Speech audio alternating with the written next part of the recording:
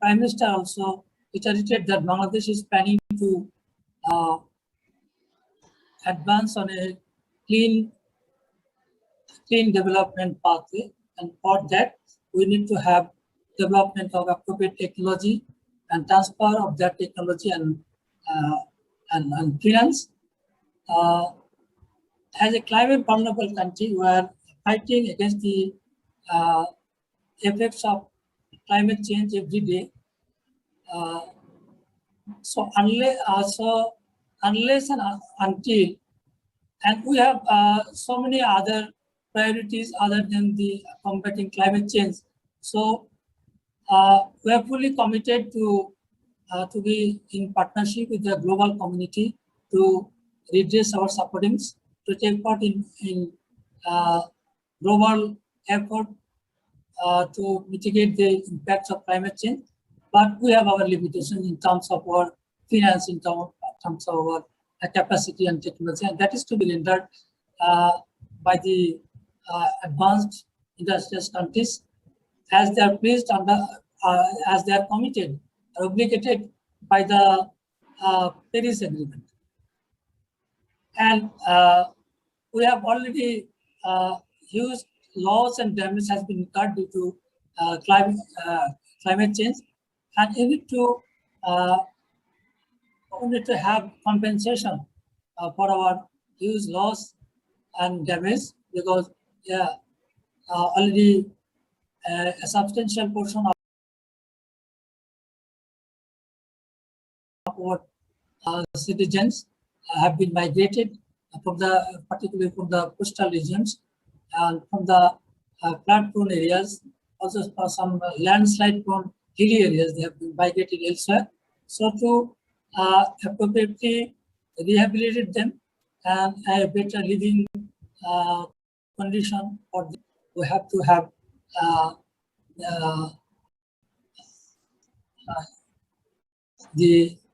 resolve the issue of loss and damage without the issue of loss and damage. We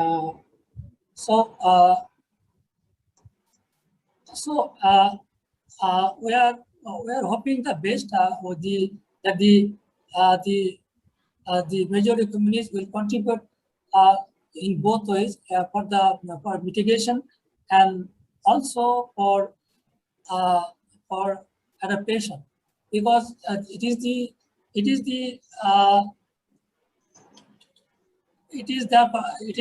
to their contribution that we are suffering due to climatic adverse situation, and so that is their primary duty. But to get out of their own development or domestic activities, they need to consider the sufferings of the people of the climate vulnerable countries, and in the process, in doing so, they must support the climate vulnerable countries with adequate finance, development of appropriate physical technologies, and transport these technologies to the climate vulnerable countries, and to address our long-pending loss and damage issue. So, so this is what I want to expect from the summit and from the intervention of the developed nations. Thank you, Secretary. Tom.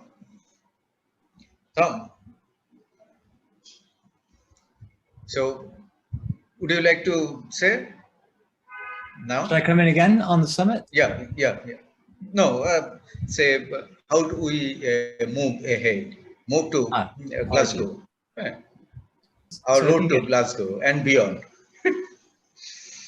So one issue I'm particularly excited about to think more about is how we make this much discussed shift to implementation. And we now have our say, what are the challenges of, say, incoming COP President Olok? I think it's this: how this COP can actually deliver on this idea of pivoting implementation. This is deliver in terms of, say, Article 6, market mechanism, non-market mechanism, carbon pricing rule, framework, keeping the integrity of the market, and also mobilization of support, technology, capacity building, vis-a-vis net zero.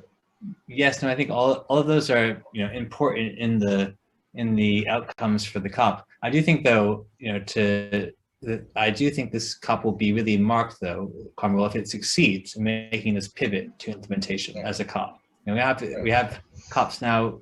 This is very much being cast as an ambition COP. People are talking about it as the net zero COP. High COP. We say in our conventional language, we say high COP and low COP.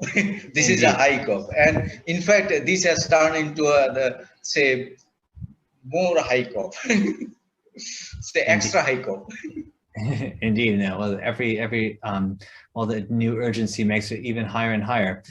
So I think really what people will be looking for is, can there be results? People are now more, because the urgency is so much higher, are suspicious and are unimpressed by pledges, are unimpressed by even negotiated outcomes. What they want to see is action and results. And I think that the COP will really need to begin to think about how COPs in general, but this COP in particular, can be venues that are driving forward concrete actions and results as much as pledges and negotiated outcomes. So I'm hoping we'll be able to see some real outcomes, for example, on electric vehicles, on finance for nature-based solutions and finance for adaptation, on things like the energy transition. These are all specific areas that the COP presidency has elevated as key outcomes. And I do think that if it can show, here's some proof points for how we're actually better off than we were a year ago on the fight against climate change, that'll be really critical for success. Thank you. Paul. Looking forward for the rest of the year. Yeah, looking forward. Yeah, not only rest of the year and year beyond say Glasgow, because we need to implement it. We need to say ensure that Paris Agreement is fully implemented. Paris Agreement is your baby. So how to manage that? I mean, first of all, yes, it is. It's getting a bit. It's growing up a bit now, and it's. Getting a lot more people looking after it, and so that's good. I mean, clearly there are many deliverables for Glasgow, and I don't think it's helpful to get into the details of that now. I think what's really interesting is the dynamic moving from the summit throughout the year in terms of building support for implementation and action. It's not just enough to have nice announcements, it's the real delivery of those which will matter as we move forward. On mitigation, adaptation has been stressed with loss and damage by many of you, and clearly on the mobilization of finance, and then into the real world. As negotiators, we spend far too much time out of the real world, and it's really mobilizing with the actors from the business community, from local government, from the many others who populated the action agenda as we put it together in Paris and has been moving forward since, where a lot of the real delivery can be done. And it was interesting to see the US positioning itself in the summit, and we see the UK preparing COP26 also, giving a lot of space to the sort of implementation side around specific themes and deliverables. So I think it's going to have to be in all of these levels. And I think at the same time, as we're trying to rebuild back better our economies and our societies from COVID-19, we also need to try and improve and build back better our own multilateral processes. Because let's face it, Madrid, I have fairly painful memories of Madrid, as I suspect some others may share too, was not did not put our process in the best light. And I think there's a real need as we move forward to find ways of greatly making our process much better adapted, much fitter for the roles it needs to play in the future. We need multilateral processes in the midst of all the rest of these actors. But if it works like it did in Madrid, frankly, people will start to get frustrated, as Brice was saying, the US way of seeing, others will start to get frustrated with it too. So we do need to strengthen that. Okay. Petty Bears, are you here? Petty. So, Peter Bears? No. Ira? Ira? Okay, Martin. Yeah, I mean, Paul was talking about Madrid. Certainly, it was painful for me. We had a discussion that went on far too long, and even appeared on the comedy shows to make fun of us. I take completely that we need to move towards implementation. But I think from my point of view, implementation quite happens at home. You go home and you make sure that you do make good on pledges. And there are some boring, dull areas of the Paris Agreement and other agreements that are about reporting on your implementation, and the MRV and responsibility for implementation, which I think quite often gets forgotten because it's seen as kind of worthy and rather dry. But actually, that's what drives countries to forward. We have the big political events, but we also have on a lower civil servant level and other levels, we have to report back on what we've done to deliver on what we promised. And if there's nothing to report, that's at least embarrassing. So I think those workaday items on transparency and the implementation of the transparency framework, and dare I say it, the implementation of Article 6, and countries actually going back and delivering on what they've promised and reporting back on how they've done it. And I'm sure it's true in the area of finance and adaptation. They are key. And I do hope that we go there with a spirit of compromise, unlike perhaps we've seen in recent COPs, and maybe that's the sign that let's just say that multilateralism was very much under attack for the last few years. We have a shift in the US in terms of a commitment to multilateralism again. It's not universal, but hopefully we will come together and deliver a multilateral solution, because of that political shift that we've seen in the US. Thank you, Martin. Kabir.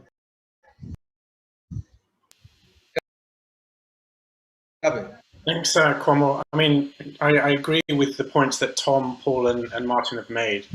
I mean, I think the UNFCCC in COP26, it really, I do think it needs to support the implementation agenda and really to pivot to that way of thinking. You know, with this summit that was convened by President Biden, we saw somewhere between a 10 and 14% improvement in ambition on 2030 targets. That had absolutely nothing directly to do with the UNFCCC process. That was the wider framework, and it was the politics between capitals. Of course, the Paris Agreement sets the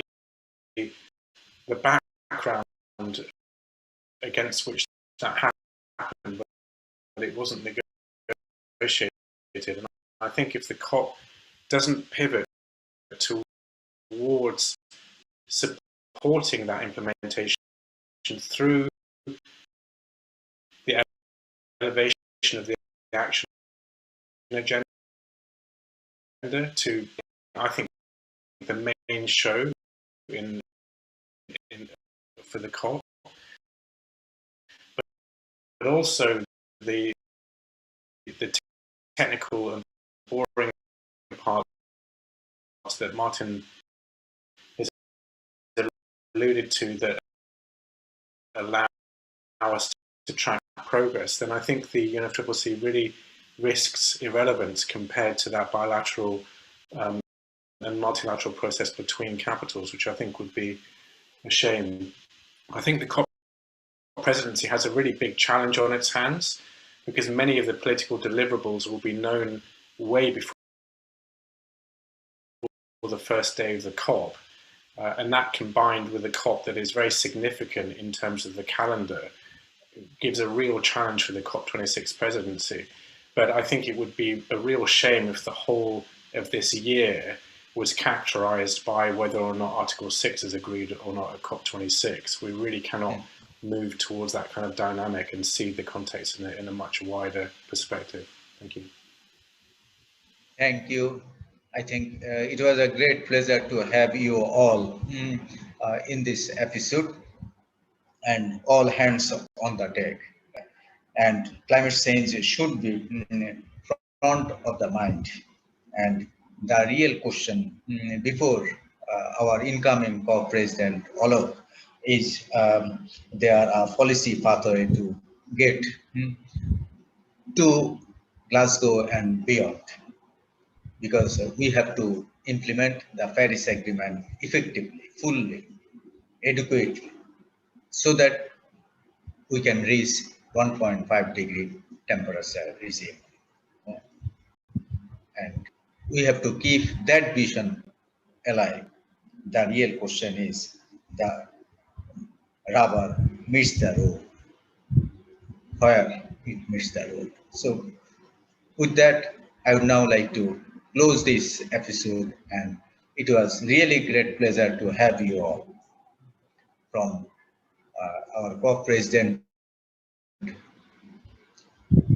COP19 President Merkel to Bryce Lavender, who was a veteran, Peter Betts, another veteran, and for Ambassador France, Martin, Kabe, Dr. M. Asaduzzaman, Dr. Rezaul Karim, Thomas, Ira, Wasco, and Katie. So thank you all, and also Bangladesh Permanent Secretary for Environment and Climate Change, Ziaul Hassan, for your participation and for your take, for your assessment. You have really unpacked, and Zahir Fakir unpacked what happened in Climate Leaders Summit. And hopefully Glasgow will be successful. We will meet again in our any of the next episodes. Thank you. Thank you from Climate Center.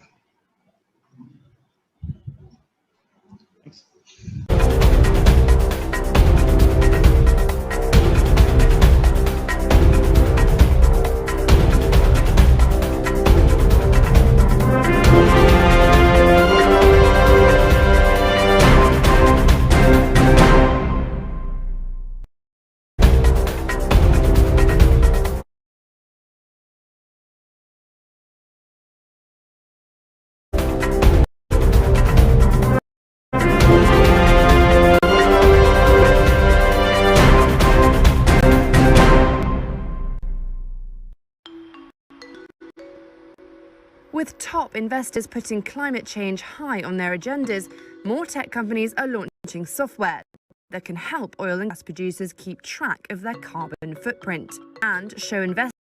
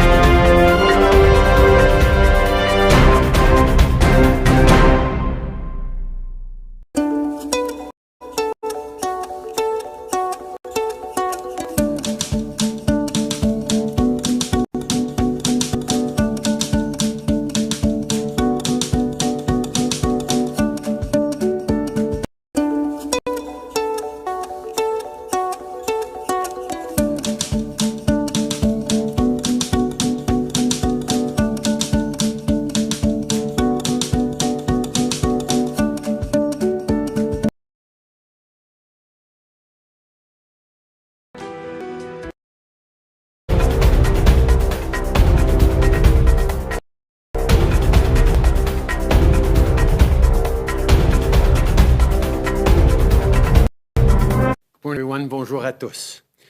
Je suis heureux d'être ici aujourd'hui avec la vice-première ministre Freeland, la ministre Anand, ainsi que la Dr Tam et le Dr New. Alors qu'on lutte contre cette troisième vague, notre priorité absolue continue d'être la sécurité de tous. Hier, on a tenu notre 30e rencontre des premiers ministres des provinces et des territoires depuis le début de la pandémie. Mon message pour les premiers ministres a été clair.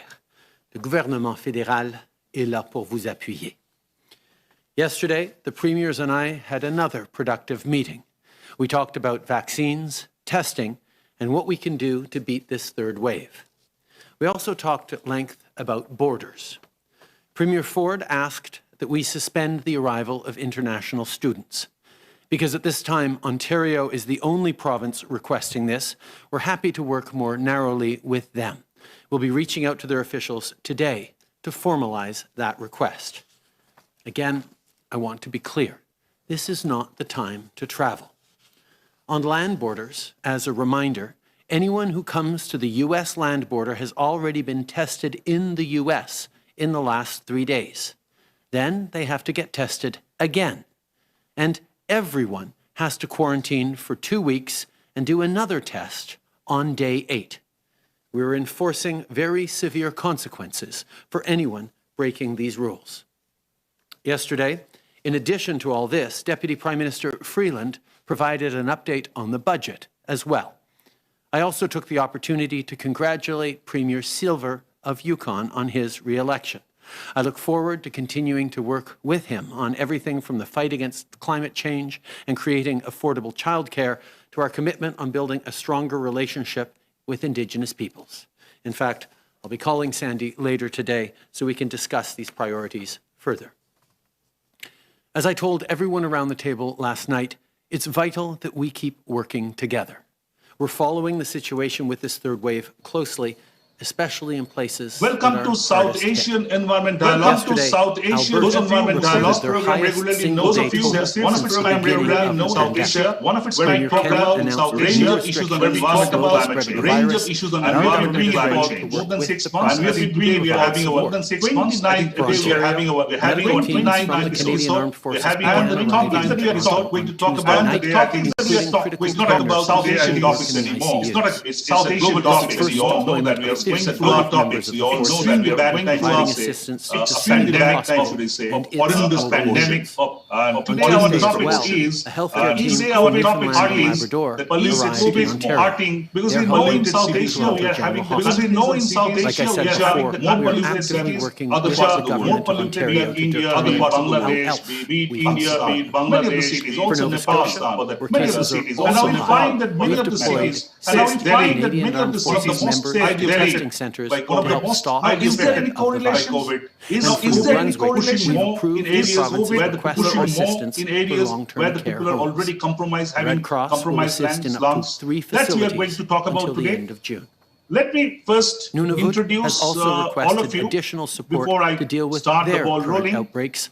We're moving quickly also, I'd to like keep people to safe share by this sending program is more brought on by the PPE Climate and Channel health equipment, Canada, and by providing support for also with households the in Plurals isolation India who need and the food No TV or mental Bangla, a health Bangladeshi services. YouTube channel which is having We're more also than engaging 80,000 with other subscribers. provinces that are With hit that, hard by welcome to this the third South wave. Asian Environment Dialogue. Fantastic panel. Those of you who see this program regularly, I have known that one of Professor Abdul Salam, Professor in Dhaka University, and an air pollution expert. I've been working with in tandem with various experts across the world. Welcome, Professor Salam, more to the than program. 15 million doses of vaccines right across the And country. I request all of you to get almost unmuted, 1 million keep doses yourself arrived in unmuted, both Canada, audio and including video, so our that it's first comfortable for all shipment of of the us. single-dose Let me also introduce Professor ASM starting Amanullah. next week. Professor we will be Amanullah is a receiving professor of 2 sociology million in doses Dhaka a week University, just from having an Pfizer alone. experience in this This will sector mark for more another than 2.5 major decades. ramp up. Welcome, We Professor will Amanullah, to the continue show. to work with provinces and territories to get Absolutely, these thanks, doses to and Canadians it's a great privilege as to have quickly you. as possible. I have with me Professor Rajiv Il y a de plus en Dashgupta, plus de gens a vaccinés. professor of Dans plusieurs provinces, Public la Health in vaccination Jawaharlal sera Nehru ouverte à la University, population Delhi, générale India, très and bientôt. also part C'est une of nouvelle various encourageante. key committees Au of cours de Government la of dernière India année, on on a this souvent répété que virus chaque and also the effort vaccination. compte. So we'd like Chaque to effort hear a aide à lot protéger nos about the travailleurs de la situation, the latest santé, nos situation familles, from nos Professor voisins Dashgupta. Welcome, et Professor tous les Dashgupta, to the Canadiens. show.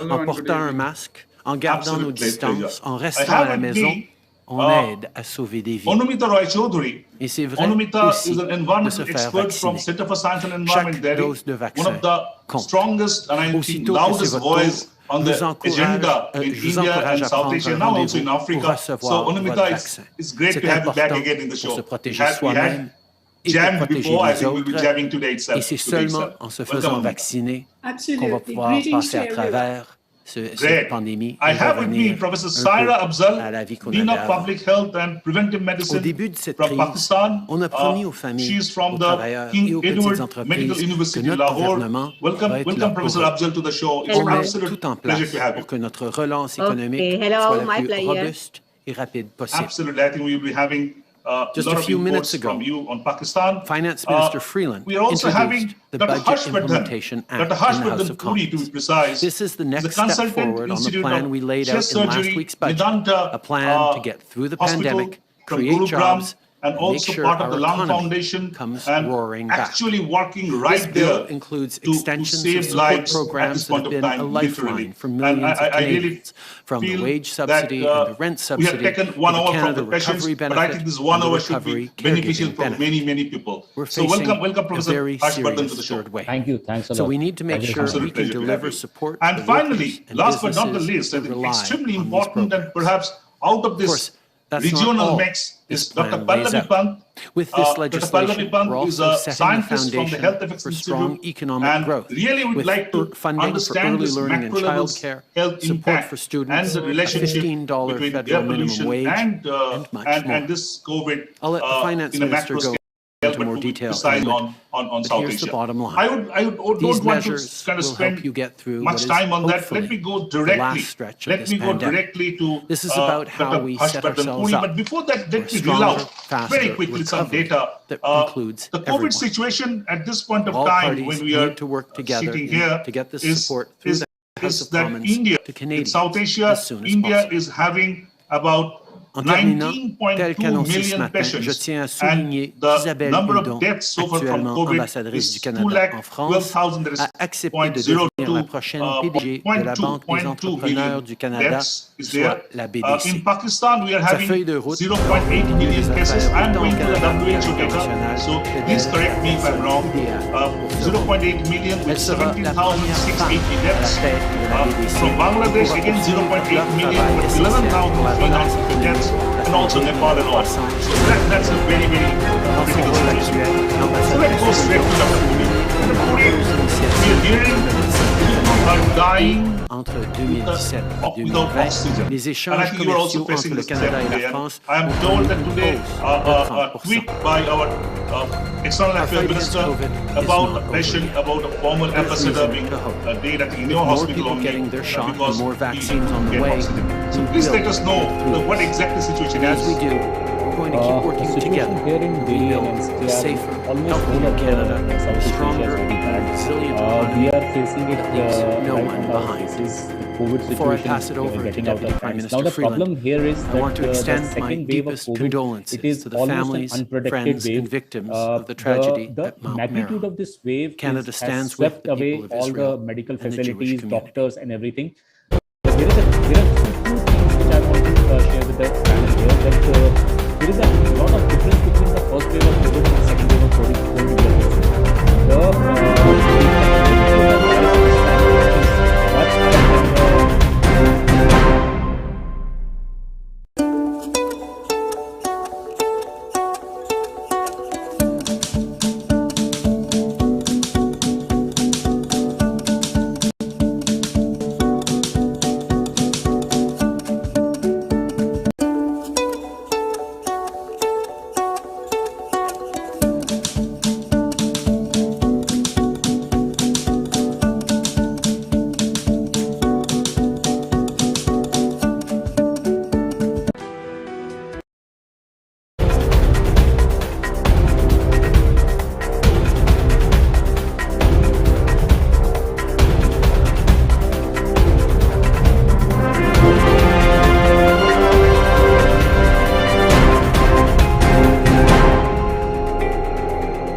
Welcome to South Asian Environment Dialogue. Those of you who see this program every week, every Sunday know that we discuss range of issues on environment and climate change in this program. And today we are going to a special day itself, because today we are going to have our 25th episode. We have started almost more than 6 months back, and today we are going to have our 25th episode. And today's episode is also special in the sense we are going to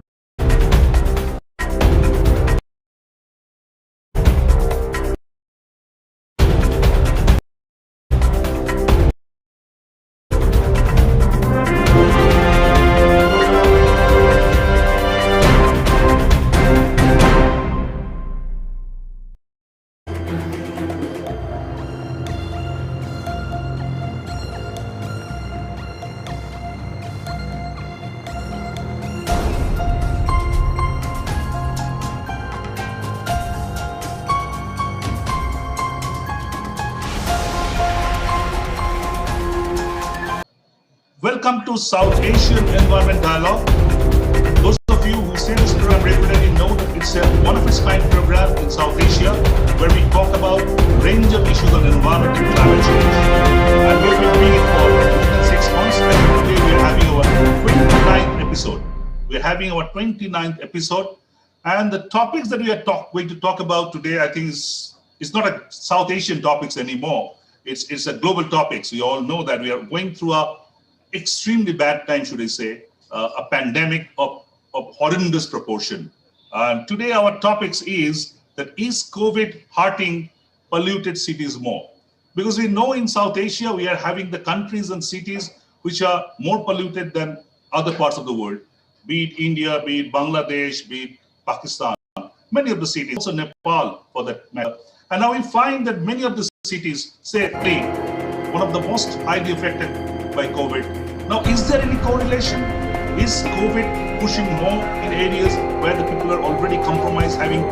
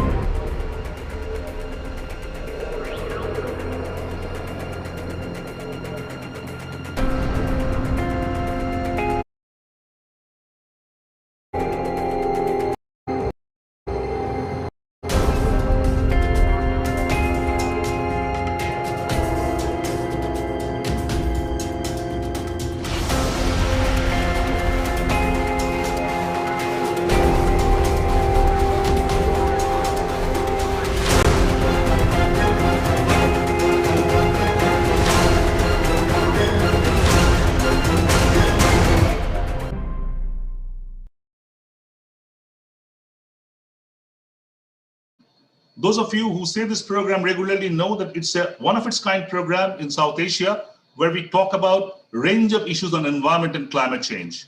And we have been doing it for more than 6 months. I think today we are having our 29th episode. We're having our 29th episode. And the topics that we are going to talk about today, I think it's not a South Asian topics anymore. It's a global topics. We all know that we are going through a extremely bad time, should I say, a pandemic of horrendous proportion. Today our topics is that is COVID hurting polluted cities more? Because we know in South Asia, we are having the countries and cities which are more polluted than other parts of the world, be it India, be it Bangladesh, be it Pakistan, many of the cities, also Nepal for that matter. And now we find that many of the cities, say Delhi, one of the most highly affected by COVID. Now, is there any correlation? Is COVID pushing more in areas where the people are already compromised, having compromised lungs? That's what we are going to talk about today. Let me first introduce all of you before I start the ball rolling. Also, I'd like to share this program is brought on by the Climate Channel Canada, also with the Plurals India and the No TV Bangla, a Bangladeshi YouTube channel which is having more than 80,000 subscribers. With that, let me introduce the panel for you. I have a fantastic panel across the world, should I say.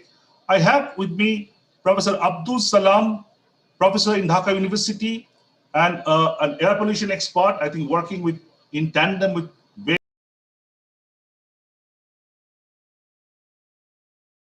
various experts across the world. Welcome, Professor Salam, into the program. And I request all of you to get unmuted, keep yourself unmuted audio and video so that it be comfortable for all of us. Let me also introduce Professor ASM Amanullah. Professor Amanullah is a professor of sociology in Dhaka University, having an experience in this sector for more than 2.5 decades. Welcome. My pleasure. Absolutely, thanks, and it's a great privilege to have you. I have with me Professor Rajiv Dashgupta, a professor of public health in Jawaharlal Nehru University, Delhi, India, and also part of various key committees of Government of India on this virus and also the vaccination. So would like to hear a lot about the situation, the latest situation from Professor Dashgupta. Welcome, Professor Dashgupta, to the show. Hello and good evening. Absolute pleasure. I have with me Anumita Roy Chaudhary. Anumita is an environmental expert from Center for Science and Environment, Delhi, one of the strongest and I think loudest voice on the agenda in India and South Asia, now also in Africa. So Anumita, it's great to have you back again in the show. We had jammed before. I think we'll be jamming today itself. Welcome, Anumita. Absolutely. Greetings to everyone. Great. I have with me Professor Saira Afzal, Dean of Public Health and Preventive Medicine from Pakistan. She is from the King Edward Medical University, Lahore. Welcome, Professor Afzal, to the show. It's an absolute pleasure to have you. Okay. Hello, my pleasure. Absolutely. I think we will be having a lot of inputs from you on Pakistan. We are also having Dr. Harshvardhan. Dr. Harshvardhan Puri, to be precise, is a consultant institute of chest surgery, Medanta Hospital from Gurugram, and also part of the Lung Foundation, and actually working right there to save lives at this point of time, literally. And I really feel that we have taken 1 hour from the patients, but I think this 1 hour should be beneficial for many, many people. So welcome, Professor Harshvardhan, to the show. Thank you. Thanks a lot. Absolute pleasure to have you. And finally, last but not the least, I think extremely important and perhaps out of this regional mix is Dr. Pallavi Pant. Dr. Pallavi Pant is a scientist from the Health Effects Institute and really would like to understand this macro levels health impact and the relationship between air pollution and this COVID in a macro scale, but to be precisely on South Asia. I don't want to kind of spend much time on that. Let me go directly to Dr. Harshvardhan Puri. But before that, let me reel out very quickly some data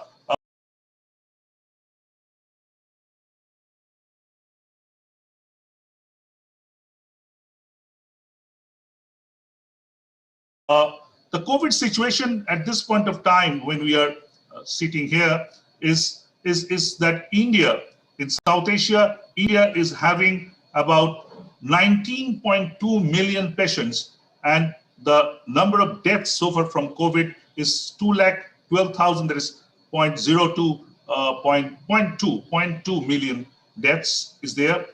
In Pakistan, we are having 0.8 million cases. I am going to the WHO data, so please correct me if I'm wrong. 0.8 million with 17,680 deaths. From Bangladesh, again 0.8 million, but 11,393 deaths, and also Nepal and all. So that's a very, very critical situation. So let's go straight to Dr. Puri. Dr. Puri, we are hearing that people are dying without oxygen. And I think you are also facing the same today. And I am told that today a tweet by our External Affairs Minister about a patient, about a former ambassador being dead, I think in your hospital only, because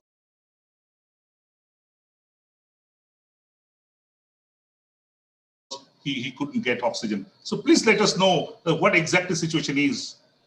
The situation here in Delhi and NCR, in almost whole of the Southeast Asia, is very bad. We are facing it right on our faces. The COVID situation is getting out of hands. Now, the problem here is that the second wave of COVID, it is almost an unprotected wave. The magnitude of this wave has swept away all the medical facilities, doctors, and everything. There are two things which I want to share with the panel here, that there is a lot of difference between the first wave of COVID and the second wave of COVID we are facing. The infectivity of the virus this time is much higher than the infectivity of the first wave. The other thing is that the mortality in percentage is quite lower. Like the mortality in the first wave was something like 3%, and the mortality is 1.8% in the second wave, which we are seeing.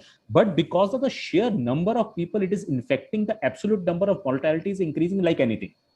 The gross number is increasing. The gross number is increasing like anything. And the whole of the medical system is almost on the verge of a collapse. This collapse is because the oxygen required in the areas of India or places like Delhi and all those, the oxygen supply of whole of the country is good enough. They have a good corpus of oxygen, but the reaching of oxygen from those plants to Delhi is getting difficult. So almost the whole of the city is choking. The hospitals are choking now. 2 hours before, one of the bigger hospital like Batra Hospital, the oxygen went off and we lost 12 patients there. One of a senior doctor was also admitted. So you can imagine the fact that it is not the common man or the middle grade or the higher grade man. Everybody is suffering the brunt of this disease now. And Dr. Puri, sorry to interrupt you. I don't want to get into the politics in this particular program, but yes, I really would like to know from all of you that when we are talking about an economy, which is one of the biggest in the world, when we are talking about an economy which aspires to be a 5 trillion economy, and we are talking in 2021 that we don't have oxygen, we don't have oxygen plants, that's a bit of a criminal to me. Definitely. I'll agree to it. I don't want to get into politics of who did it, why it was done. Absolutely. But the medical facilities, medical structure in the country at the moment is in shambles. We are going for a war footage fight against this virus, and still it's looking like we are losing the battle. I feel helpless when we see patients in front of us dying. Hearing from you, if you say that we are losing the battle, then what the patients who are looking towards will feel. I think that's an extremely, I think, situation which is, I think it's really, really bad. So we'll come back to you, Dr. Puri, trying to understand that whether you are finding the patients with compromised lungs are being more affected, so air pollution playing a critical role or not. But very quickly, I try to understand the situation from others about the COVID situation before I kind of trying to link with the air pollution part of it. Professor Dasgupta, as we had started talking about India, very quickly, where does India stand now? Dr. Puri, as a physician, talked about the Delhi's actual live situation, but what about the whole country? Dr. Puri made a very, very important point. And with your permission, can I quickly project 2 slides and take about 3 minutes to explain, or rather to reinforce what he said? I think if you discuss, that will be better, because the format is like that. It's okay, better fair to enough. kind of talk. Fair enough. The reason I said slides is because it contains certain figures. That's okay. I'll quickly explain what actually explains rather what bears out what Dr. Puri said. Dr. Puri said two very important things. One is the issue of numbers. Why so large numbers? And he also said a very important thing, that actually the mortality rate is low. Now, this is both good news and a bad news, and I shall explain why. Now, what has really driven this second wave? This second wave is driven largely by two mutant forms: the UK mutant form, which was first picked up in December. This largely contributed to the surge in Punjab through February, March. The other is the B1617 mutant, which was picked up early enough in Maharashtra, which drove the surge in Maharashtra through February and March. And why these two states are important is because till the 1st March, these two states contributed anything between 75 to 80% of the country's new cases. And what we see in Delhi NCR today, which is really the eye of the storm, so to say, is most probably, and there is some evidence of it, of this region being affected by multiple mutant forms. Now, both these, and the UK variant was certainly known to be anything between 30 to 70% more transmissible than the earlier form. And there is evidence that the B1617, or the so-called double mutant, but it's not a term to be encouraged, the B1617 is at least equally transmissible as the UK variant. Now, what it means when something is more transmissible and less fatal, which is what exactly Dr. Puri is saying from his clinical experience. So it's a simple epidemiological math. I'll just read it out. So if 10,000 people are infected in a city, and each infects 1.1 other people on average, and this computation comes from another source, from someone in the London School of Hygiene.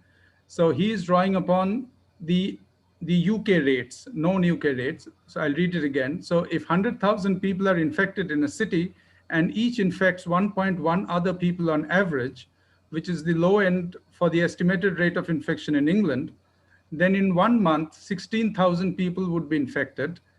And at a fatality rate of 0.8%, which was the fatality rate in England, and which you will agree is pretty low, this 10,000 people ultimately ends up in 16,000 people and then 128 deaths.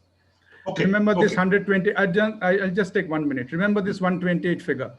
Now, if the variant is more deadly, this becomes 192 deaths, which is roughly double.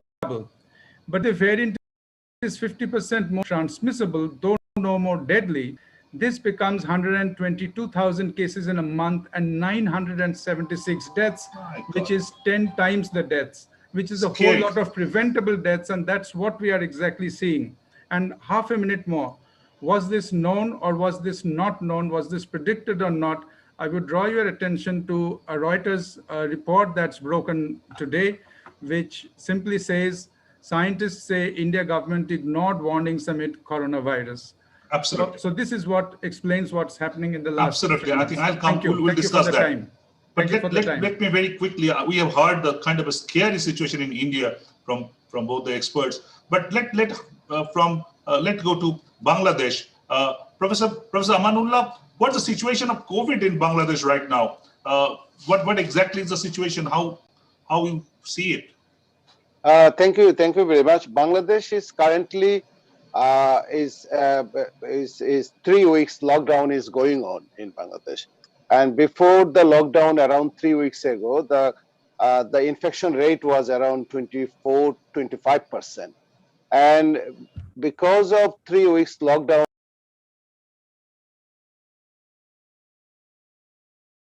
lockdown, we see today around 9 point, the infection rate is going down and it's around 9.6%. So it's not a strict lockdown, but lockdown works. It means the lockdown works, and we reduce the infection rate from 24% to 9.6%. That is the one thing. The sample size is okay. The sample size is okay, or it should be bigger. What do you feel? No, the sample size is not okay. The studies done by ICDDRB and the projection by international experts says the number could be 5 to 10 times more. One of the studies conducted by the ICDDRB, they found around 60% slum people in Dhaka city, they are infected with COVID. But surprisingly, they are so asymptomatic and they don't go to hospital. Hospitalization is not needed for them, and the death rate is much lower among the slum and the poor people of Dhaka city. So currently, the situation of Dhaka city looks like control, like the oxygen situation is okay. The COVID bed around the hospitals, there are some the COVID beds are there, and at the same time the ICU management is also controlled. But the point is that the air pollution level in Dhaka city is one of the highest in the world, as you know. Come to that. That's extremely important. Like Delhi. The thing is that the way you know the festive season is coming, Eid is coming after 10 days. The way people started moving to the other parts of the country, and at the same time the way the shopping malls and other places are open and the public transports are open, and people are idiosyncratic, and people, the perceived susceptibility is less among the general. Beyond Dhaka. That's beyond Dhaka. Beyond and within Dhaka. Beyond Dhaka lockdown is going on now in Dhaka. Lockdown is going on, but the movement is serious. Movement is there. The shopping malls and shops are they open? They're open because of the pressure, of the shopping mall owners, because of the pressure of the other businessmen. The government had to open the all those. So it's a compromise. It is a surprise. It is a surprise for Bangladesh. It is a surprise for Bangladesh. Despite opening everything, the infection rate is still around 10%. The numbers I hope the data is okay. I hope the data is okay. But if you ask me the question, there are lies and deceptions are always there during the time of COVID. The lies and deceptions are always there during the time of COVID. There is a question mark about the government statistics. Okay. It could be 5 to 10 times more. Okay. Let me go to Pakistan. Professor Afzal, how is the situation in Pakistan? Yes, in Pakistan, currently we are in the third wave, and this third wave is much different from the first two waves that we have witnessed before. In the first wave, we are able to control by certain important interventions. I would discuss them later on. What was our smart lockdown that has been very successful, home quarantine, home isolation policies that have been very successful. Moreover, we have certain other policies that led to the decrease in the first and second wave, like schools and every institutions, they were closed, and the economy that has also been balanced out. So there was an economy that has been generated. At the same time, the smart lockdown that has been implemented. So as you have said that the figures are the total cases were more than 800,000 in Pakistan. Most of the cases were in Punjab. And as Punjab is one of the most populated province of Pakistan. So we have more than 303,000 patients that were in Punjab only. When I talk about these cities, it is not the phenomena of the rural areas. So whatever we talk about COVID, we always say that the COVID is hitting the urban areas much harder than the rural areas. It is the disease that is believed to be of the old age, but in third wave, we have seen that even the young people, they are getting the disease. Even the children, they have been admitted, and some of the children were especially presented with post-COVID syndrome that is just like Kawasaki syndrome. They have red eyes, they have ulcers, and they have certain other features that were not found in the first and second wave. So there is a phenomena of mutation. I totally agree with the rest of the people. Just a quick supplementary question. You were talking about the third wave. How it qualifies in comparison to the second wave? Is it a bigger wave or is it a smaller wave? How it is? In India, we are currently having so-called second wave. Professor Dasgupta, am I right? We are now having the second wave. So we are having a much bigger spike than the first wave. We are right, and Professor Afzal is absolutely right. The Punjab, the Pakistan situation, particularly in the Punjab, was driven by the UK variant. Okay, so let me go back to Professor Afzal. So you are having third wave right now, as you were saying. So your third wave is compared to the second wave. Is it a steeper spike or is it a smaller spike? What do you feel? No, it is as compared to the second wave, it is steeper. However, when we compare it with the first wave, it is approaching the first wave as it was having the highest toll of the deaths were in the first wave. Our CFR is about 2.18 for Pakistan and 2.8 for Punjab. And in Punjab, for certain cities, there is more deaths that have been reported from those cities. Okay, fine.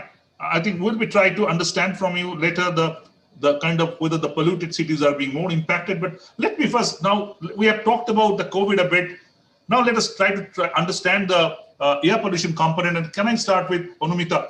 Anumita, because we have started with the three, I'm trying to get the full cycle in that order. Anumita, what do you feel that in India, Delhi, the NCR region, the UP are the most polluted region? They are having the more polluted cities, and now we are finding they're most affected, apart from Maharashtra and other cities definitely are there. So what's your kind of understanding, Anumita? So Joyinto, first of all, we have just heard from Dr. Puri and Dr. Dasgupta the changing pattern of the pandemic. And while trying to understand that, so there is the whole, the medical side of the story. But the other changing pattern that we're beginning to see today, and that's what I would like to link with the issue of pollution.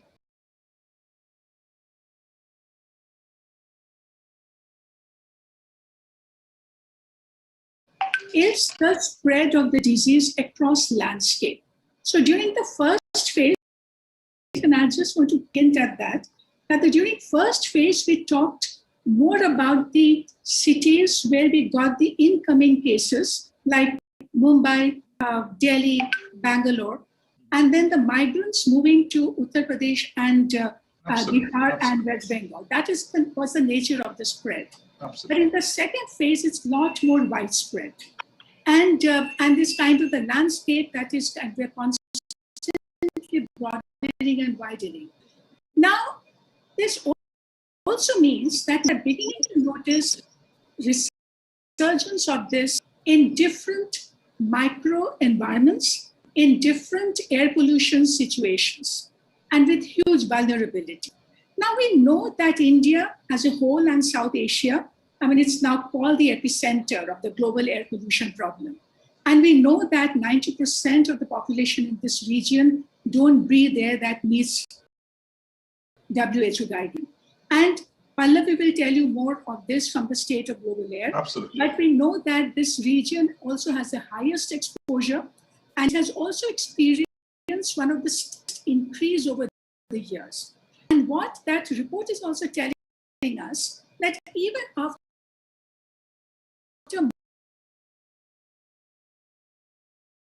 moderate improvement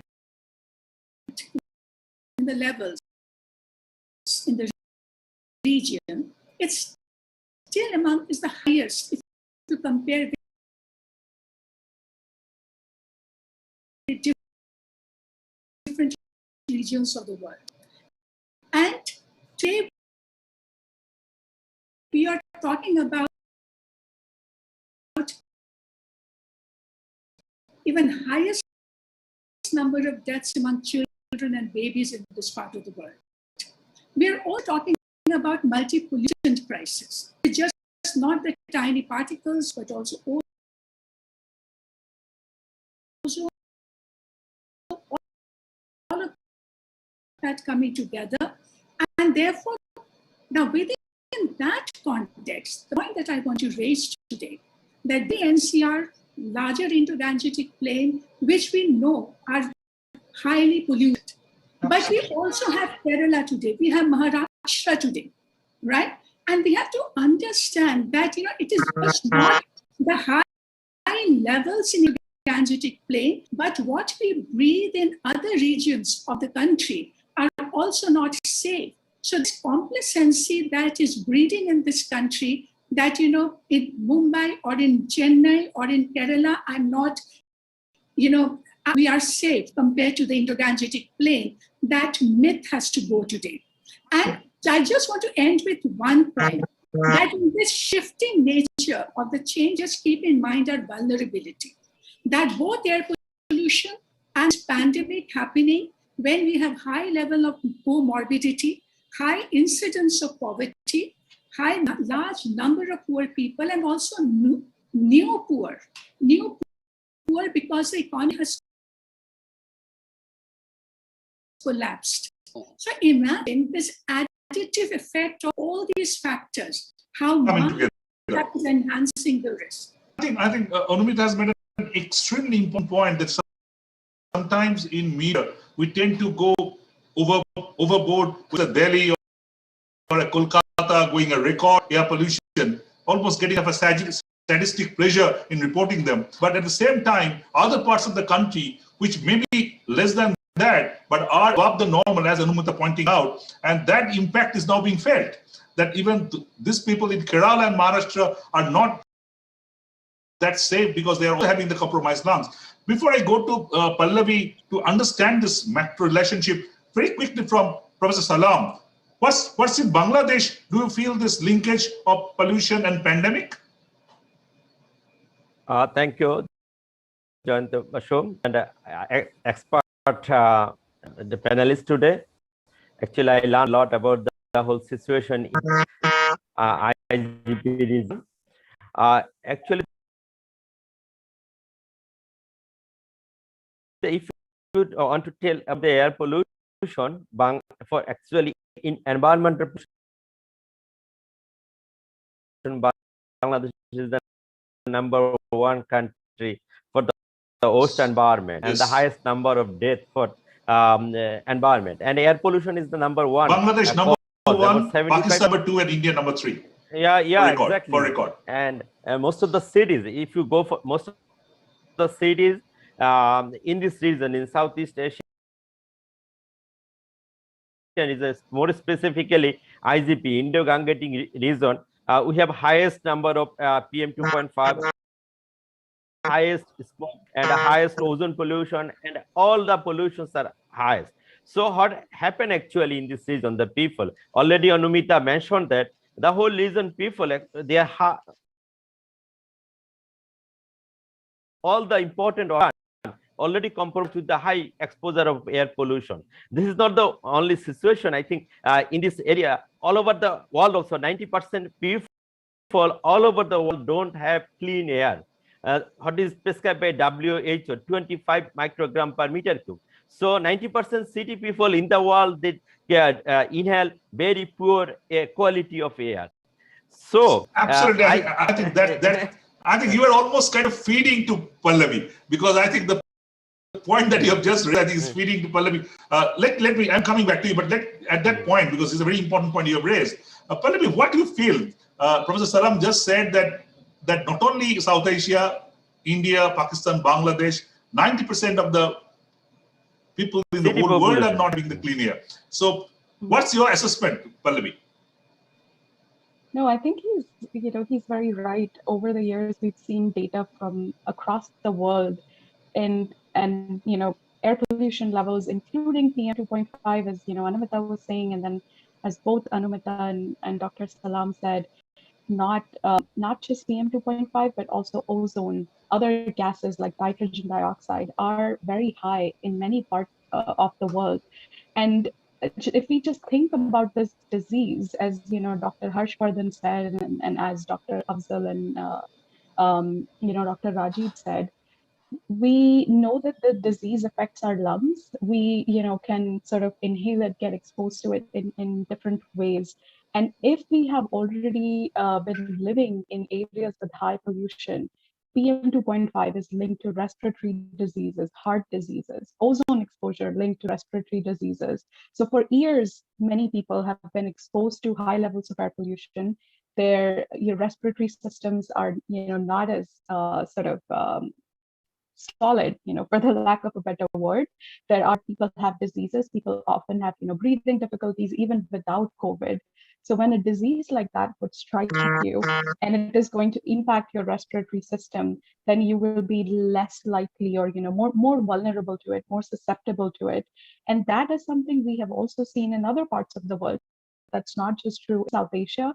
I think in South Asia, the reason it becomes such a big important sort of factor is because our population levels are very high, and most, if not all, are living in areas with high air pollution, not just in urban areas. Just think for a minute about parts of Pakistan and India, Nepal, Bangladesh, where we have crop burning, and there are villages where people get exposed to that smoke. People use wood and charcoal and other things to cook food.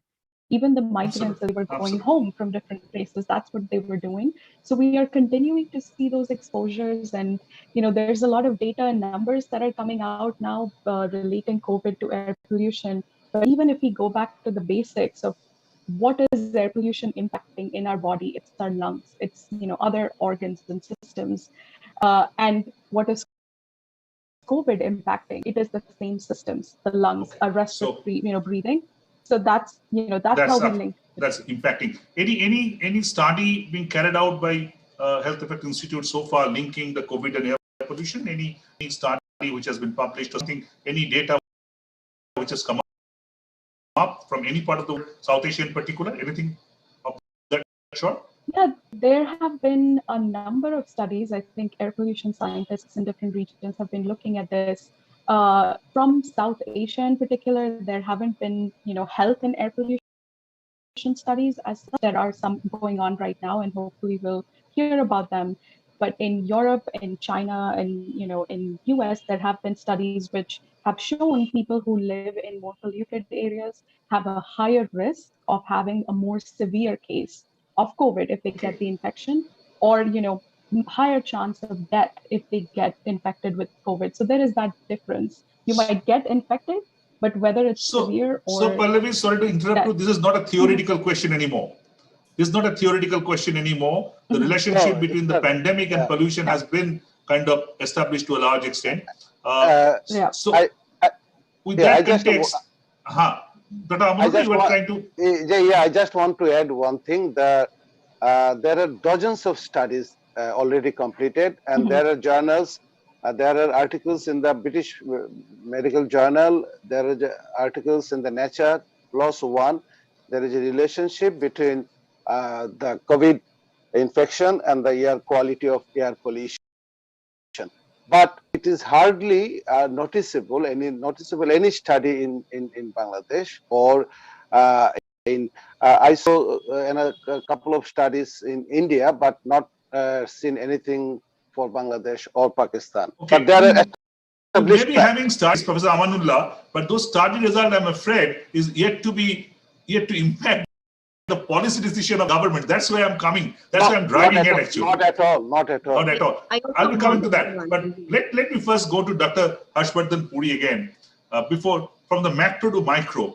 So the experts are talking about the macro situation, linking the studies, linking pandemic with pollution. But when you are seeing a patient, maybe a patient whom you have been treating long for some lung ailments, are you finding the patients with the compromised lungs, maybe within that comorbidity group, are being more vulnerable to the COVID spread?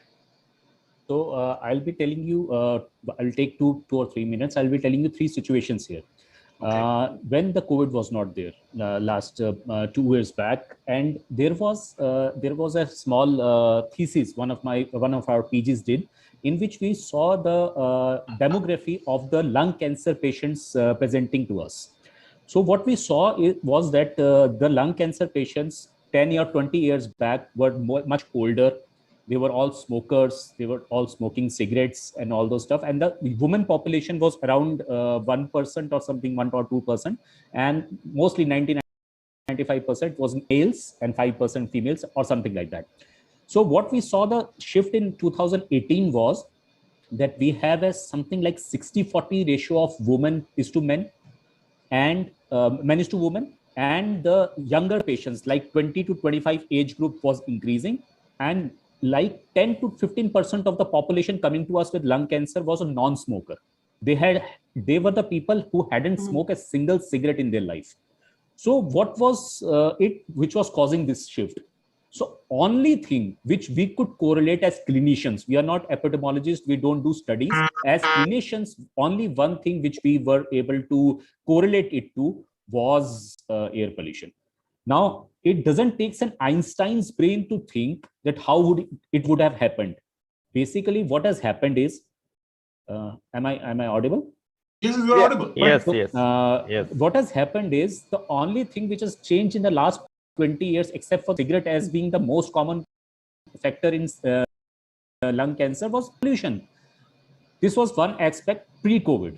Now, what experts, yes, what experts are talking about, this pollution, when we went into the depth of it, the PM 2.5, PM 10 and PM1, we saw that this polluting particles cross the blood placental barrier, they cross the blood-brain barrier, and almost affect every organ of the body. Include the most affected is the lung, then the neurological system, the cardiovascular system, the muscles, everything in your body, your eyesight, your obesity is being related to pollution now. So we can see that every organ of the body is affected by pollution. If it happens, if it is there, we know it as, we keep it as situation A, and now we take COVID as a contagion or as a pathogen. Now, viral disease like COVID, what it does is the most of the effect of this viremia is on the lungs. And then it turns into a multi-organ failure inside the ICUs, which we see where we have involvement of the kidneys and the liver. Mostly it causes multi-organ failure, hepatotoxicity, the renal failure, and all this stuff. So if we are knowing that the patient is already suffering from the burnt of pollution, he's already having the compromised lung functions, compromised kidney functions, which is proven by many studies because of the pollution, the people will get more affected by COVID. So basically what you are saying, from your experience, that the people who are having compromised lungs are being more impacted, more quickly impacted, and being actually more vulnerable overall. Yes. I think extremely important from a person who has been treating them right on the hospital bed. Let me very quickly, Anumita, interesting point, but also the counterpoint may be that are we seeing a different pattern maybe in the areas which are not being all that polluted? Anumita, what's your take on that? Say in West Bengal, Sundarbans, or for that matter, areas which are far away from this bustling or hustling cities. Is it different? I would like to know also from Bangladesh and Pakistan, but quickly, Anumita, what's your point? So, Joyant, to give something conclusive on this, someone really has to do the study here, which really hasn't happened. The only study that I've seen from World Bank that came out in February 2021, and that is for the country as a whole, where they are saying that there is a causal effect in India between the long-term exposure to PM 2.5 and COVID-19 deaths. In fact, that study has said that 1% increase in long-term exposure to PM 2.5 leads to an increase in COVID-19 deaths by almost 5.7% and fatality by yet another 0.027%, something like that. But of course, they're also saying that this will have to be linked with underlying health conditions and other respiratory illness which are affected by air pollution. Okay. So that for the PM 2.5, we know that, including Australia. One okay. thing, Things from Pakistan. Before I go over to quickly to Pallavi, very quickly, we are having about 20 minutes time. That any relationship between the particulate matter and the virus being established so far? Yeah, there have been some studies, but I think not as conclusive in terms of whether the particles are transmitting. But one thing which is critical also with the air quality discussion is that since the virus can be transmitted by air, can spread by air, indoor air quality and ventilation are very important things that we are not hearing as much about in South Asia. And I think we need more discussion on how to reduce the spread of the infection by focusing on air quality inside homes, offices, shops, all of those places. So very quick mention of that. Okay. I think that's another very important point. Very quickly to the Pakistan perspective. Yes. What's your position? I think your position is also the similar, that the polluted cities are more impacted. I think somebody's mobile is being switched on, so that's, I think, please take care of the mobile because it's giving some signals. Anyway, what's your point?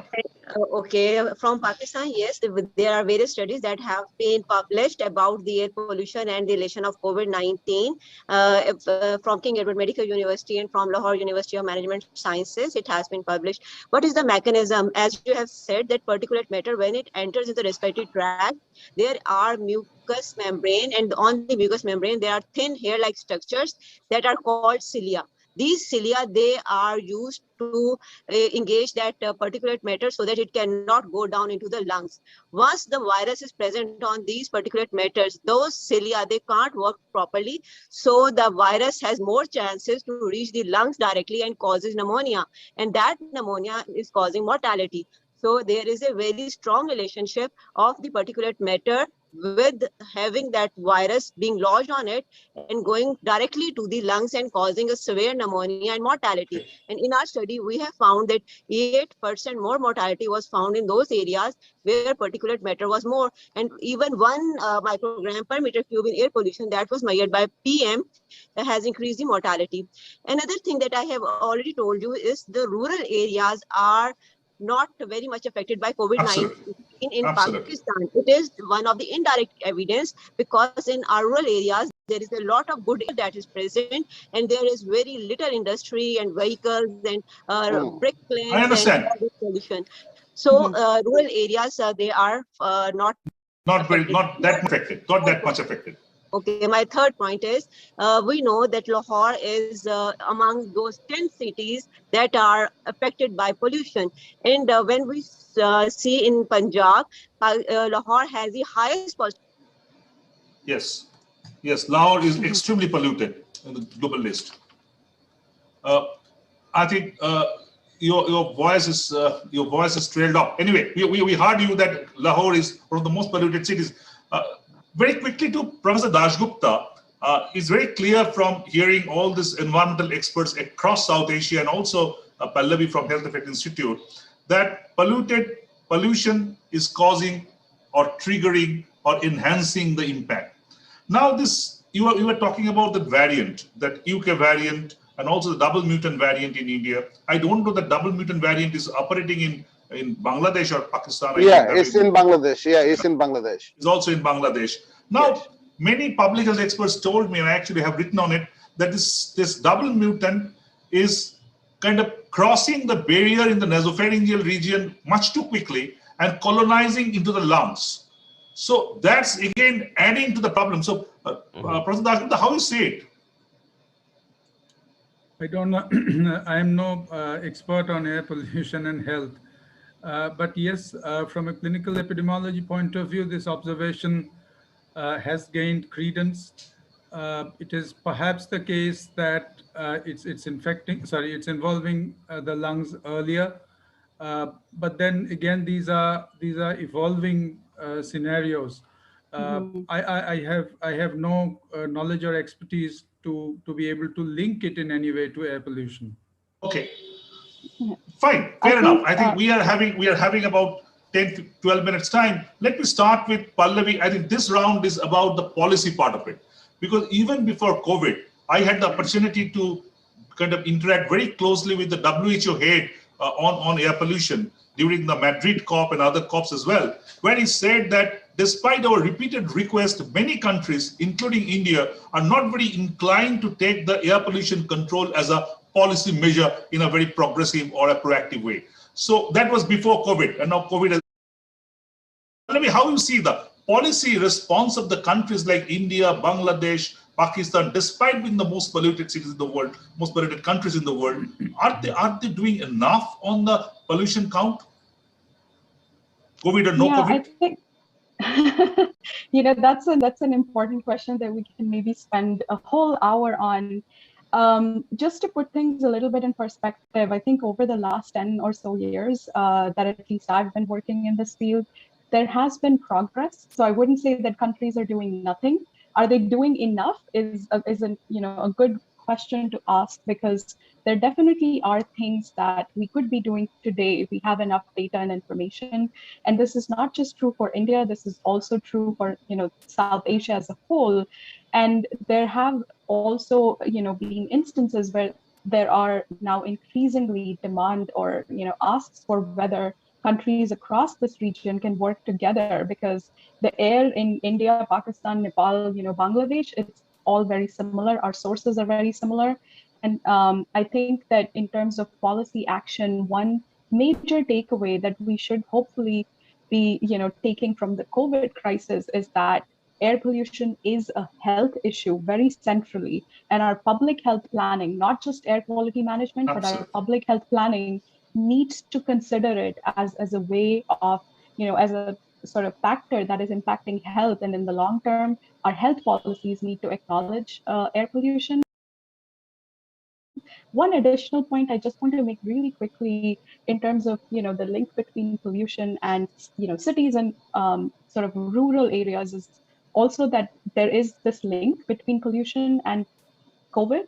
But let's also remember that there are other factors like population density, which vary a lot. Yes, that's very so there's correlation, but let's not jump that this is causation necessarily. Exactly. I'm not denying that there isn't a link, but it's not the only factor that could be driving these differences. It's not really a 1:1. It's not really a 1:1 relationship. It's not really much more complicated to that. Let me go by the ranking. Bangladesh is the most polluted country. So I'm starting with Abdul Salam sir. Do you feel that your government is doing enough on the air pollution control policy, COVID or no COVID? Now COVID is added to the emergency part of it. Professor Salam? Thank you, Jantuda. Before that, I have something to previous section. Professor Amanullah. Very quickly, because we have to wind up by another. Okay, yes, I'm going very quickly. There are some studies in Bangladesh also between the relation of air quality and COVID-19 deaths, and it's well correlated.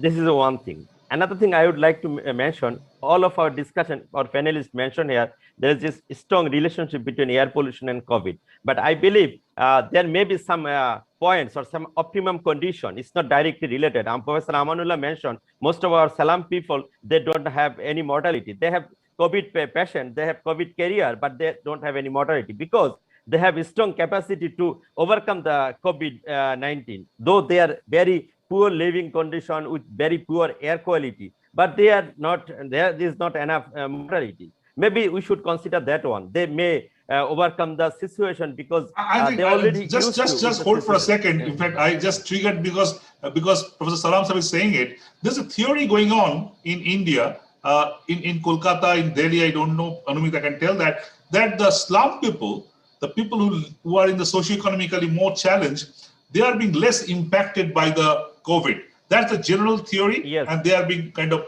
that's what Professor Salam is just saying. I think it merits another day to discuss, but that's a fascinating point because I don't know. Then it's now at least world has come to a place when being poor gives you some dividend. At least till now it was not. Till now it was not. Maybe I can finish my second point. I can finish my second point. You mentioned about the policy thing. Yes, there is not a policy intervention. That's why our pollution increasing day by day. But there are a lot of steps going on to control air pollution, not only in Bangladesh, in the whole region, in IGP. Whole region. Through there is, the Mali Declaration is working, World Bank is working, and UNDP also working to combat the air pollution in whole IGP. In winter haze, it's come from Pakistan. Professor Salam, this is my kind of pointer, not to the Professor Salam, to all of you, that World Bank or other institutes, they can only kind of cajole you, guide you to form the policy. But end of the day, your government has to implement it. Your politicians have to implement it. So that's where the gap is. Yes, yes. Okay, I just 1 minute. Then I think to control the air pollution, the whole IGP region, we have a strong relation. I think Pallavi mentioned that our pollution sources are same, and we need similar kind of approach to control air pollution. But we need another things. There is a huge transboundary air pollution. From one country's pollution is coming another country. So definitely they need a regional cooperation to control the air pollution. You are saying that we are not giving you Tista water, but we are giving you air pollution. Yeah, in some cases it is considered in winter time. All the pollution from India and China is coming over. Okay, great. Nepal, then Bangladesh, then Bay of Bengal. Absolutely, I completely agree with the transboundary theory. I think we have been talking about it. Coming back to the back way. Okay, Amanullah sir, you would like to add something? Amanullah sir, you would like to add something on this policy issue very quickly? I just want to tell you, for the last 4 or 5 decades, we developed so many policies, environmental policies, climate change policies within the country. But it is because of the neoliberal economy, it is because of the capitalistic economy, as everybody knows.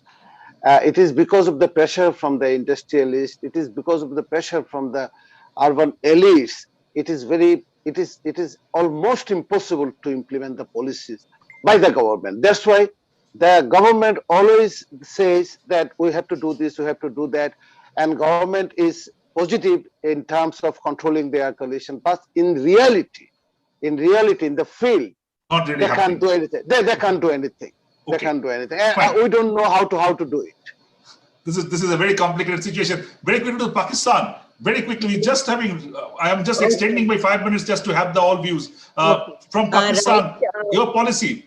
In Pakistan, as we say that journey of 1,000 miles start from a single step. So in Pakistan, we have 2 important policies. One is the Green Pakistan policy initiative by the government of Pakistan to make a green tsunami where more than 1 billion trees has to be planted. And we in every campus of the university, college, the students are involved in having plantations. The second is CPAC. That is a very important another policy that has yet has to be implemented, but it is in papers now. So we have 2 policies to control brick lanes, vehicles, and all emissions, etc. Okay, the challenge is how can we transform the policy from the paper to practice? That's what the challenge is. Let's go to the India now. 3rd in rank, Anumita. What do you feel Indian government's policy on? We have NCAP and everything, but do you feel that's really working on ground, Anumita? First of all, Joyanto, we have to recognize today, and as an air pollution quality community today, all of us fighting for clean air, that where we have failed miserably. And keep in mind the fact that year after year, we are getting the data from global burden of disease and other studies telling us that 1.2 million people die every year in our country because of air pollution related deaths. And these are largely cardiovascular diseases, right? And yet, never ever we asked our government and the health system that what is the health sector preparedness to deal with that burden of disease. If we had asked that question, then we would not have been fighting the pandemic the way we are fighting it today. All the statistics that Dr. Dashgupta gave today, each and every number there is a personal story. And therefore, today when I'm going to talk about the mitigation, I'm going to start with the health ministry and not with the environment ministry. And I will say that health ministry has to strengthen its own health system response to air pollution challenge. Health-based criteria has to be part of the decision-making process.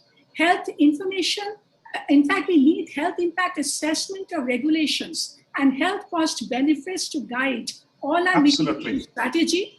And health and ministry has to respond to all the epidemiological, toxicological, scientific research to bring strength to the air pollution solutions. In fact, and we need, and then we need the exposure assessment, health impact assessment to inform policies. But after that, I'm going to say that after fixing this health sector and alongside, then we are going to say that the National Clean Air Program on India now today requires a teeth, and we need to hold everyone liable and accountable in each and every airshed of India. So that we meet the clean air targets. We have the multi-sector action for clean energy transition, sustainable mobility, waste minimization, and at the same time, accountability has to come. Accountability has to come. But Anumita, unfortunately, when the ministers and the senior officials challenge the figures being generated, so the mindset is that I'm going to challenge it. I really would like to counter that. Then this issue of action goes into the back burner a bit. Before I kind of conclude, before I conclude with Dr. Harshvardhan, but before that to Professor Dasgupta, very quickly. Professor Dasgupta, as a public health expert, very quickly, 30 seconds, do you feel that the issue of air pollution being ever considered within the wider fold of public health, or has it been left out? Professor Dasgupta. Oh, it has been left out, and what Anumita said is absolutely correct, and I fully agree with her. Nothing to add, in fact. I think it can't be anything more crisper and more kind of... Same in Bangladesh. And I believe same in Pakistan as well. Pallavi is smiling. She knows that it's happening all across South Asia. Let me conclude with Dr. Puri. Dr. Puri, having heard and all these things, do you feel as a doctor, because just now Anumita, I think it's a very emotional way she said that what Professor Dasgupta is saying, the number, there's a story behind each and every number. When somebody is dying, we are saying 59, 58. But when we're talking about the millions of deaths in air pollution, as because every morning in the paper we don't see that number, we are not bothered. Today we are seeing the number of the COVID patients and COVID kind of dead, and the dashboard saying that this number of dead, this number of being affected. We are so bothered, but much more than that, being affected and being killed by air pollution, but we don't care. So how, as a doctor, you want your government to do proactively on that? 3 points, concluding points from my side. What you are saying as a number, they are the patients dying in our hands. So what is a number for epidemiologists? They are the people dying in our hands. That's the one thing. The other, the public health spending or the government spending on this pandemic has done what it should have done. That it has the system hasn't collapsed. The system was already collapsed. It has shown you the face of the system, that your system is collapsed. If it gets overburdened by any of the pandemics, you are gone. The second thing. And third thing, till the time we do studies to find a cause and effect relationship between these contagions and the disease, I think half of the population would have already died. So it is a time to act is now. We have to make policies. We have to give something to our children. We can't let them die on the roads like this, what has happened to Delhi, Bangladesh, Pakistan at the moment. So it's my request to all the epidemiologists here. We have the figures, we have the AQI levels of each city. Please do a study as soon as possible and pressurize these policy makers to do something on ground and increase the health sector budget or public health spendings and do whatever they have to do, because people save are lives, dying on the roads. Yes, very emotional appeal from somebody who is there, right there. Pallavi, I really thought about ending with him, but as because he raised that issue, one-liner from Pallavi, that how really you would like to turn this number into stories and the stories into number, how we can stop this cycle being happening again and again, what we can do about it.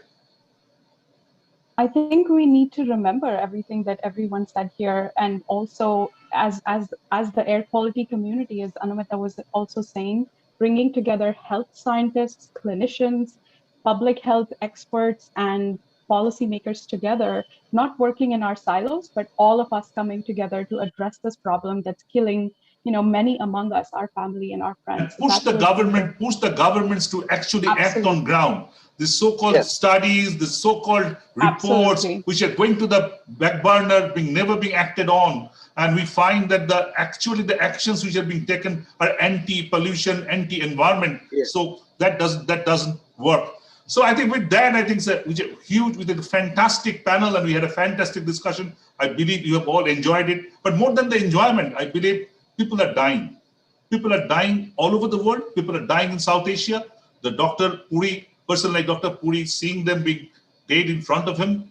And we find now, I think you have all agreed that it's enhanced air pollution is contributing to that. I completely agree, Dr. Pant, that there is no one-to-one relationship. It's a complicated one, but definitely air pollution is contributing to the upsurge of corona. So sooner our politicians, sooner our ministers, sooner our decision makers understand it, act up on that, better for this world to survive. With that, we end up today. Thank you everybody for your time. Thank you.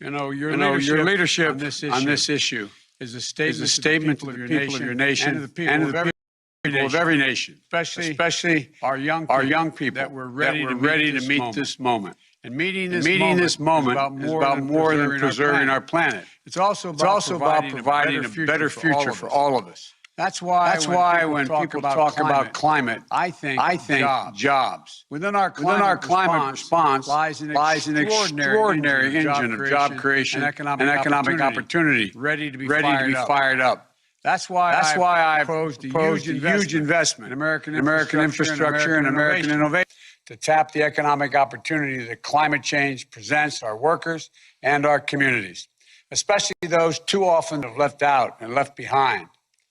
I want to build a critical infrastructure to produce and deploy clean technology, both those we can harness today and those that we'll invent tomorrow.